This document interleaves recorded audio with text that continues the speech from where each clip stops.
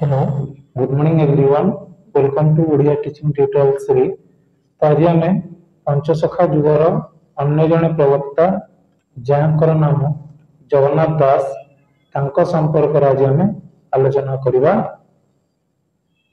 अर्थात जगन्नाथ दास का संपर्क आम आज आलोचना करवा जानी पुरी निकटस्थ कपिलेश्वरपुर शासन जगन्नाथ दास जन्म स्थान तांकर पिता किए थे भगवान दास और माता किए पद्मावती देवी आउ ए भगवान दास जड़े नैष्टिक पुराण पंडा थिले से विभिन्न पुराण शास्त्र को व्याख्या करी श्रोता मान को कौन करुले बुझाऊले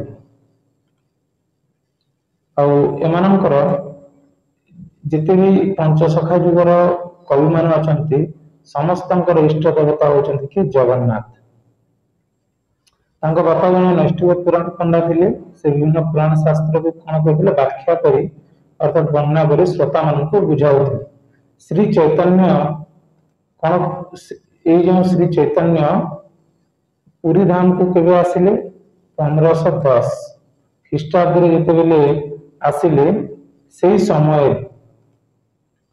समय जगन्नाथ दास पुरी रे बास करुले श्री चैतन्य जिते पुरी धाम को आगमन कले 1510 ख्रीष्टाब्द से समय जगन्नाथ दास पुरी रे बास करुले चैतन्य सहित साक्षात हुआ बेलू बयस था 18 वर्ष जिते बेले श्री चैतन्य सहित जगन्नाथ दास कौन है अर्थात देखा से समय श्री चैतन्य बयस के श्री जगन्नाथ दास बयस केते 18 वर्ष और अन्य केते मत दियंती जे 20 वर्ष थिला महामोहपाध्याय सदाशिव मिश्र जगन्नाथ दास जन्म समय को 1490 ख्रीष्टाब्द बोली निरूपण करिसेंती दिवाकर दास जगन्नाथ चरितामृत रे केवल जन्म तिथि सूचित भाद्रव मास शुक्ल पक्ष अष्टमी बोली कहिसेंती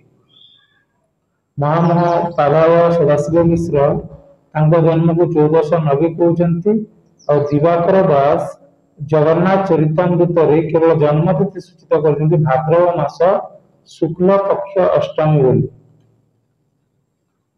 तिरोधान समय अर्थात मृत्यु समय 1547 मृत्यु समय 1547 ख्रीष्टाब्द हुए से 60 वर्ष बयस देह त्याग कर जन्म समय 1487 ख्रीष्टाब्द बोली कहते डॉक्टर बंशीधर महांती जगन्नाथ दास जन्म और तिरोधान इस समय होइतिला बोली मत पोषण करती 1547 ख्रीष्टाब्द तिरोधान समय से समय 60 वर्ष होइतिला तेबे जन्म 1487 बोली अनुमान करा जाए एटा किए मत साब्यस्त करिसेंती डॉक्टर बंशीधर महांती जगन्नाथ दास जन्म और तिरोधान को कौन करिसेंती मत पोषण करिसेंती अध्यापक चित्तरंजन दास मध्य जगन्नाथ दास जन्म समय को 1487 ख्रीष्टाब्द बोली ग्रहण करिसेंती जगन्नाथ चरितामृत जगन्नाथ दास जन्म स्थान और पितामाता जन्म विषय सूचित होती जगन्नाथ चरितामृत जो दिवाकर दास रचित श्री चैतन्य पुरी धाम को आसी श्री जगन्नाथ को दर्शन निमंते श्री मंदिर को जाइथिबा समय बट गणेश निकट में जगन्नाथ दास भागवत पाठ और चर्चा कर देखिले जितेबले श्री चैतन्य पुरी धाम को आसी जगन्नाथ महाप्रभु को दर्शन करने मंदिर को जाऊा समय बट गणेश निकट में जगन्नाथ दास को भागवत पाठ और चर्चा कर से देखी किए देखी श्री चैतन्य क्या देखी जगन्नाथ दास को देखी कौन कर देखी भागवत पाठ व चर्चा कर देखी जगन्नाथ दास प्रतिभा श्री चैतन्य को एपरी प्रभावित करिथिला जे से तांकु अति बड़ी उपाधि रे नामित करथिले। जगन्नाथ दास कर प्रतिभा श्री चैतन्य को एपरि प्रभावित करथिला जे से तांकु अति बड़ी उपाधि रे नामित करथिले। श्री चैतन्य को आदेश रे बलराम दास कण कले जगन्नाथ को दीक्षा देथिले। श्री चैतन्य का आदेश रे श्री चैतन्य श्री कृष्णंकर अवतार और जगन्नाथ श्री राधांकर अवतार भागरे जगन्नाथ चरितामृत रे वर्णित कराइछि। दिवाकर दास जगन्नाथ चरितामृत अछि। ई जो उपाधि अछि श्री चैतन्य कोन करथिले अति बड़ी उपाधि देथिले, तेणु जगन्नाथ दास को अति बड़ी जगन्नाथ दास बोली तांको उपाधि रे नामित करा जाय। वैष्णव माने मत दियंती श्री कृष्णंकर हसरु श्री चैतन्यंकर जन्म और श्री राधांकर हसरु जगन्नाथ दास जन्म ग्रहण करथिले बोली मध्ये ई वैष्णव माने मत साब्यस्त करथिले। 60 वर्ष बयस रे यह लीला शेष करथिले। माघ शुक्ल सप्तमी दिन से शरीर त्याग करथिले। पूरी समुद्र कूल रे कौन अच्छी गोटे मठ अच्छी जार नाम सात लहड़ी मठ। से स्थान तांकर समाधि आज पर्यंत रही। शिष्य मानक सह भगवत चर्चा करू करू से समाधि लाभ करथिले बोली अनेक कहती। तांकर मृत्यु 60 वर्ष बयस रे यह लीला स्मरण कले। माघ शुक्ल सप्तमी दिन से शरीर त्याग कले। पूरी समुद्र कूल रे सात लहड़ी मठ रे तांको समाधि आज पर्यंत रही। शिष्य मानक सह से भगवत चर्चा करू करू से समाधि लाभ करथिले बोली अनेक कहती।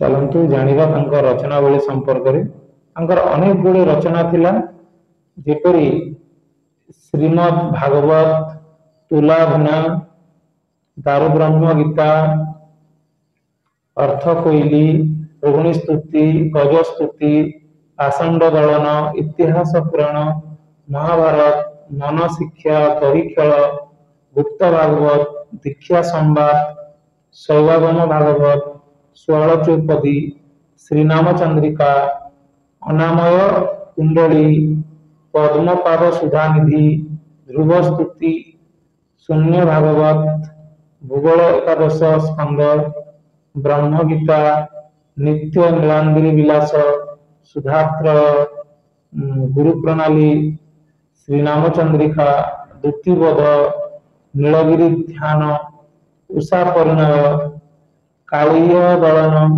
प्रमोद चिंतामणि, महांती अवकाश, अकुरवली, उद्धव गणन, माला निर्णय, गोपी भाषा अर्थ, कलिमालिका, इंद्रमालिका, असा पर्व, पद्मकल्पटिका, भविष्य मालिका, गुप्त गीता, रुक्मणी मालिका, गुंडीचा विजय, अलंकार बोली, पंचभूत गीता, अमय कुंडली, द्वारावली, श्री सत्संग प्रभृति एपरि अनेक गुड़े तांकर रचना अछि। कहा जगन्नाथ दास को रचित कि सर्वनामधारी कई जन परवर्ती कालीन कवि द्वारा रचित ता जानिबा संभव नुहे।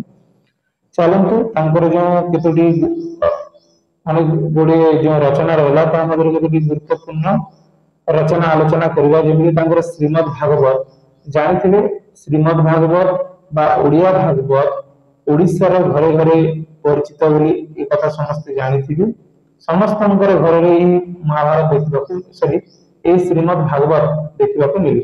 भागवत रे जेमिति लोकप्रियता अछि, महाभारत भी से प्रकार सारला दासकर ओडिया महाभारत एवं जगन्नाथ दासकर ओडिया भागवत ओडिया जतिका श्रेष्ठ अवदान बोली मध्ये ओडिया भागवत को कहा जाय।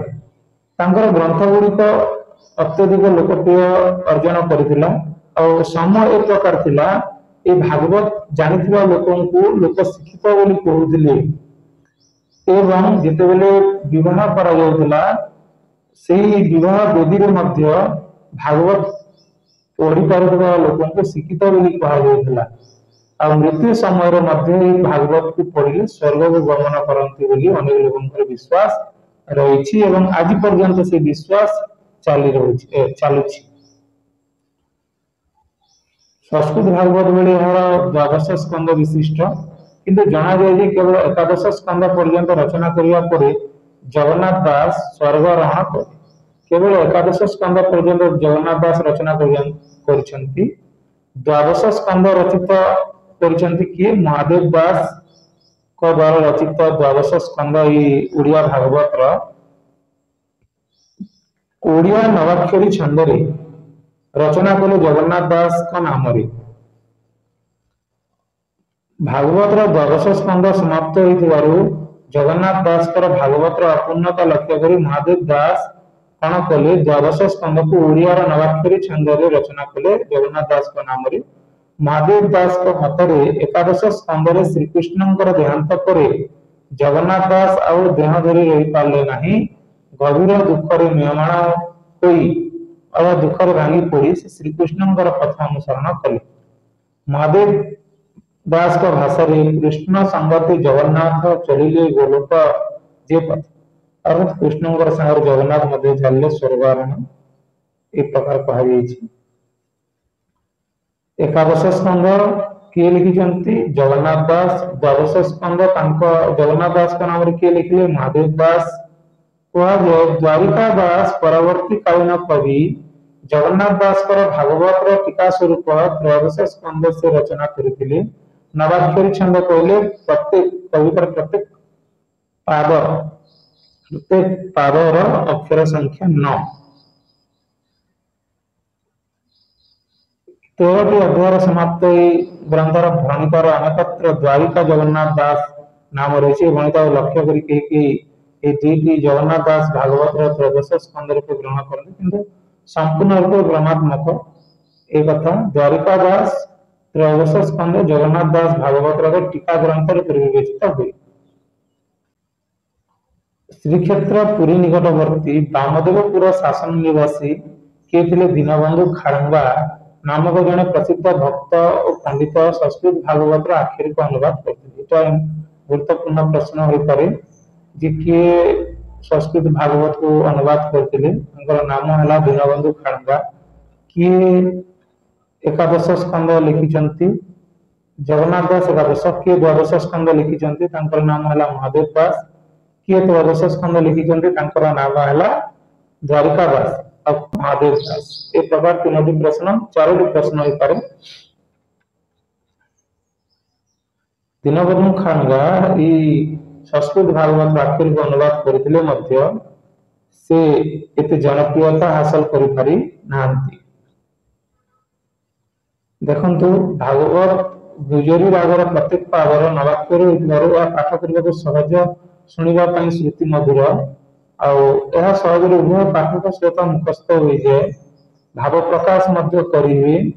एटा कठिन नहे। जगन्नाथ दास पर जो समसामयिक कवि माने थिले जेमिति बलराम दास से कोन लिखिजंती वेदांत सार गुप्त गीता अमर कोश गीता गुप्त गीता ब्रह्मांड भूगोल इत्यादि ए वृत्त रचित क्यों वृत्त नवाक्षरी वृत्त ए वृत्त प्रभावित होई आउ केते जण कवि दारत्य भक्ति जेमिति भक्त कवि रामदास जगन्नाथ चरितामृत जेमिति दिवाकर दास मयूर चंद्रिकार रचयिता श्री हरिदास भक्ति रत्नावलीकार भीमदास सारस्वत गीता रचयिता रत्नाकर दास माघ महात्म्यकार कृष्णदास ये सब नवाक्षरी वृत्त रचित जो माने कि ए जगन्नाथ दास कर द्वारा कौन होइतिले तांकर लेखा द्वारा समाने अनुप्राणित होई अर्थात तांकर समसामयिक कवि माने तांको देखि कोन करिसंती ए जो नवाक्षरी वृत्त रचना करिसंती।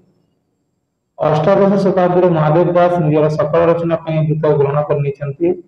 वृत्त रचित होती अरक्त दास महिमंडल गीता प्रहलाद दास विष्णु पुराण रीति युगर जो सर्वश्रेष्ठ कवि उपेन्द्र भंग वृत्त रचना कर कोटि ब्रह्मांड सुंदरी वैदेश विलास गोटे गोटे छांद गोपबंधु अनुप्राणित गो महात्म्य वृत्त रचित कर अर्थात जगन्नाथ दास आरंभ हुई अनेक कवि माने ए नवाक्षरी वृत्त निजर काव्य कविता रचना करिसेंती। यदि देखिबा भागवत लोकप्रियता संपर्क रे भागवत लोकप्रियता ए प्रकार अर्थात कुसंस्कार विरोध रे प्रथम स्वर उत्तोलन करथिले कि आदिकवि सारला दास महाभारत रचना कले ओडिया भाषा रे। से समय सामाजिक परिस्थिति जहाँ एपरि एक कार्य निमंते निश्चित निहित होइथिबो मात्र सेति से भूक्षेप कर नथिले बरं विप्लव भूमिका ग्रहण कर ओडिया समाज को कौन करथिले अर्थात सेमाने अमूल्य रत्न प्रदान करथिले। बलराम दास दांडी रामायण रचना करथिले जहाँ तांकर श्रेष्ठ रचना। द्वितीय रे जगन्नाथ दास हिंदू मानकर पवित्र ग्रंथ श्रीमद् भागवत ओडिया रे धर्मप्राण सरल ओडिया को भेटी देथिले। एही साहसिक पदक्षेप पई से तासल्य सरभ्य होइथिले। ओडिया भाषा रे रचित तांक भागवत को रक्षणशील ब्राह्मण गोष्ठी माने तेली भागवत मध्य आख्या देथिले। ए तेली भागवत मध्य कहवा ताहाकु ओडिया जन भागवत जे ताको तेली भागवत मध्य कहा जाय श्रीमद् भागवत। ओडिया यात्रा छाती गर्व रे फुली उठिला। सरल ओडिया भाषा लिखित एही ग्रंथ को हाथ पांतारे पाई अनेक ज्ञान अर्जन करि पारले। जगन्नाथ दास भागवत होची एकमात्र ग्रंथ जहाँ ओडिया मान को शिक्षित और कौन करे संस्कृति संपन्न करने संगे संगे आध्यात्मिक चेतना प्रदान करी दार्शनिक जातिर मध्य परिणत कर। जगन्नाथ दास अन्य एक रचना जार नाम है अर्थ कोइली से संपर्क में आलोचना करबा। ये अर्थ कोइली कविंकर गोटे क्षुद्र रचना मार्कंड दास गोटे केशव कोइली अच्छी ओडिया जनसाधारण विशेष भाव में आदृत। माता यशोदा श्रीकृष्ण विच्छेद कारुण्य फुटी उठी मन हुए। ओडिशार जनसाधारण केशव कोइल अंतर्निहित तत्व को हृदयंगम नक केवल ताहाकु जने जननीर आकुलता प्रकाश भाव में ग्रहण करी ताकू एक लोकगीत भाव में स्थान देथिले। किंतु कवि जगन्नाथ दास से मार्कंड दास केशव कोइली थिला सेतिरे केवल माता यशोदांकर श्रीकृष्णंकर विच्छेदर दुख केवल वर्णना करथिले। गोटे जननीर आकुलता प्रकाश करथिले गोटे लोकगीत हिसाब रे ताहा स्थान पाइथिला। किंतु जगन्नाथ दास कौन कले से केशव कोइली तात्विक व्याख्या करी अर्थ कोइली रचना कले। केशव कोइली माता यशोदा और श्रीकृष्ण संपर्कित हेले हैं सेथिरे जे जीवात्मा और परमात्मा तत्व ग्रहित यह कवि जगन्नाथ दास प्रकाश कले तांकर जो अच्छी अर्थ कोइली। एथिरे से अत्यंत दक्षतार सहित जीवात्मा परमात्मा तत्व को उज्ज्वल भाव में बुझेबार समर्थ होइछंती। ओडिशार वैष्णव मानकर साहित्य रे जीवात्मा परमात्मा तत्व बहु भाव में प्रकटित। गोटे क्षुद्र रचना हेले ही वैष्णव साहित्य दृष्टि यार मूल्य कम हुए। अर्थ कोइली अर्थ भाव में रचित होइथिबारु यार नाम अर्थ कोइली। केशव कोइली अर्थ भाव में रचित होइथिबारु यार नाम अर्थ कोइली। मात्र यार रचना कोइली साहित्य रीति अनुसार नहीं यह वर्णानुसार रचित मध्य नहीं। रचना देखिले मन हुए गीता नियम रे रचित। अर्जुनंकर प्रश्न और भगवान उत्तर छल समग्र केशव कोइली वाक्य अर्थ कोइली केतकांश परीक्षा जमी केशव कोइली गोटे कोइली केशव जो मथुरा को गला कहा बोले गला पुत्र बाहुली न आईला लो यहाँ केशव कोइली। अर्जुन उवाच अर्जुन बोले तुम्हें शुण महाबाहु कुछ भी कथा प्रभु मत आज्ञा हो। केशव कोइली नाथ क्या कही यह मत श्रीहरि प्रसन्न दवा कही ए प्रकार कहते। भगवान कहते जे कोइली होची जीवात्मा से जीवात्मा होची परमात्मा अंश विशेष। जीवात्मा निजे निजे आसे पुणी निजे निजे चली जाए जीवात्मा न फेर तार पिंड केवल पड़ी रहा पुणी पिंड को मथुरा सहित चिन्हित कर आत्मा परमात्मा तत्व उत्कल वैष्णव साहित्य ही प्रकाशित। जगन्नाथ दास कौन करछंती से केशव कोइली वर्णना को सेठारे वर्णना करा पुत्र संतान विच्छेद माता मन दुख किंतु ए जगह जगन्नाथ दास वर्णना कर जीव और जीवात्मा मध्य संपर्क से वर्णना कौन कर देखो ए जगह से वर्णना कर जीवात्मा और परमात्मा वर्णना से कहते जीवात्मा निजे निजे आसे निजे निजे चली जाए। जीवात्मा और फेरी आसे नहीं केवल पिंड केवल पड़ी रहे ପିଣ୍ଡ କୋଡ଼ରେ ମଥୁରା ସହିତ ଚିହ୍ନିତ କରାଯାଇଛି। ଆତ୍ମା ପରମାତ୍ମାର ତତ୍ତ୍ୱରେ ବର୍ଣ୍ଣିତ ବୋଲି ଆମେ ଜାଣିବା। କଣ ଅର୍ଥ କହିଲି। ଏପରି ଭାବରେ ବ୍ରହ୍ମଜ୍ଞାନ ବର୍ଣ୍ଣିତ ଅର୍ଜୁନ ମଧ୍ୟ ପ୍ରକାଶ କରିଛନ୍ତି ଯେ ଶ୍ରୀହରିଙ୍କର ମୁଖରୁ ବ୍ରହ୍ମଜ୍ଞାନ ଶୁଣି ଧନ୍ୟ ହେଲେ ଧର୍ମ ତାତ୍ତ୍ୱିକ ଦୃଷ୍ଟିର ରଚନାଟି ମୂଲ୍ୟ। ଏ ପ୍ରକାର ଥିଲା। ତ ତାଙ୍କର ଆଉ ଗୋଟେ ରଚନା ତୁଲାଭିଣା, ଏଇଟା ସୂର୍ଯ୍ୟନାରାୟଣ ଦାସଙ୍କର ପୁସ୍ତକରୁ ବର୍ଣ୍ଣନା କରାଯାଇଛି। ଶିବ ପାର୍ବତୀଙ୍କ ଆଗରେ ଯେଉଁ ଗୂଢ଼ ଜ୍ଞାନ ପ୍ରକାଶ କରିଥିଲେ ତାହା କ୍ଷୁଦ୍ର ପୁସ୍ତିକାଟିର ବିଷୟ। ତୁଲାକୁ ଭିଣିଲେ ତୁଲା ପରିଷ୍କାର, ହାଲୁକା ଓ କାର୍ଯ୍ୟ ଉପଯୋଗୀ ହୁଏ। ତତ୍ତ୍ୱ ରୂପୀ ତୁଲାକୁ ଏହି ଗ୍ରନ୍ଥରେ ଭିଣା ହୋଇଥିବାରୁ ଏହାର ନାମ ତୁଲାଭିଣା। ଏ ପ୍ରକାର ବର୍ଣ୍ଣନା କରାଯାଇଛି। ଶିବ ପାର୍ବତୀଙ୍କ ଆଗରେ ଯେଉଁ ଗୂଢ଼ ଜ୍ଞାନ ପ୍ରକାଶ କରିଥିଲେ ତାହା ତୁଲାଭିଣାରେ ସେ ବର୍ଣ୍ଣନା କରୁଛନ୍ତି। ତୁଲାକୁ ଭିଣିଲେ ତୁଲା ଗୋଟେ ପରିଷ୍କାର, ହାଲୁକା, କାର୍ଯ୍ୟରେ ଉପଯୋଗୀ। ତତ୍ତ୍ୱ ରୂପୀ ତୁଳାକୁ ଏହି ଗ୍ରନ୍ଥରେ ଭିଣା ହୋଇଥିବାରୁ ଏହାର ନାମ ତୁଲାଭିଣା ବୋଲି କହୁଛନ୍ତି। ଶୁଣ ହେମବତୀ ଜମା ତତେ କହିବା ତୁଲା ଭିଣ, ତୁଲାକୁ ଭିଣନ୍ତି ଯଶନ ସେ ରୂପେ କରିବା ବଖାଣ।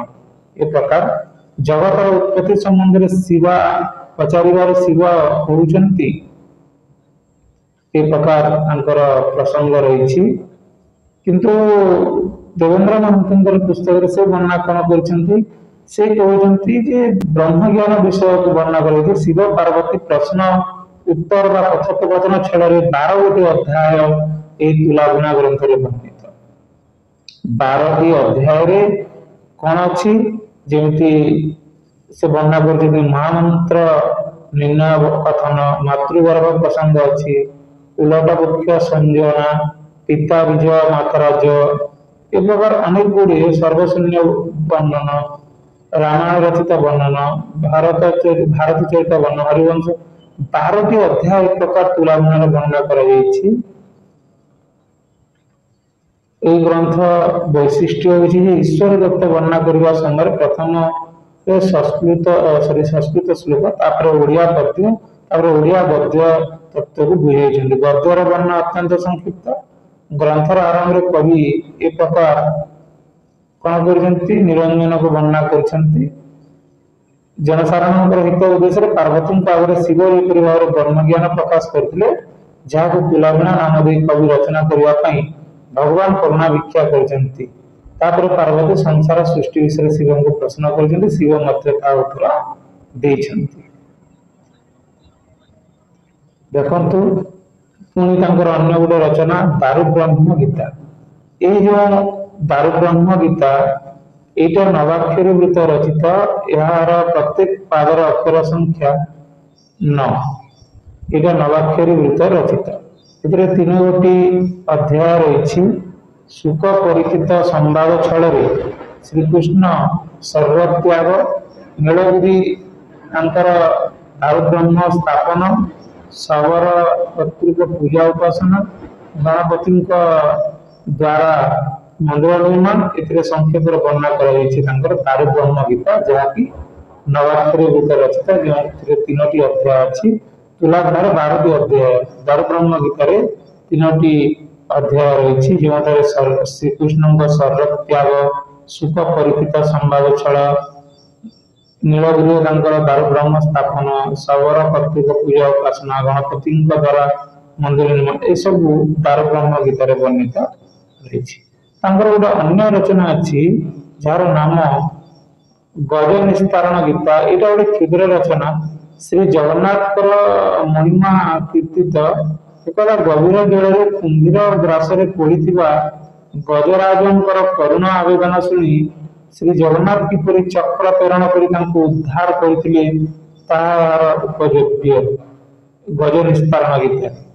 ତ କୁମ୍ଭୀର ଗ୍ରାସରେ ପଡ଼ିଥିବା ଗୋଟେ ଗଜରାଜର କରୁଣ ଆବେଦନ ଶୁଣି ଜଗନ୍ନାଥ ତାଙ୍କୁ ସାହାଯ୍ୟ କରିଛନ୍ତି। ଏହା ଯେପରି କରୁଣ ରସାସିତ, ଏପରି ଆଧ୍ୟାତ୍ମିକ ଭାବ ସମ୍ବଳିତ।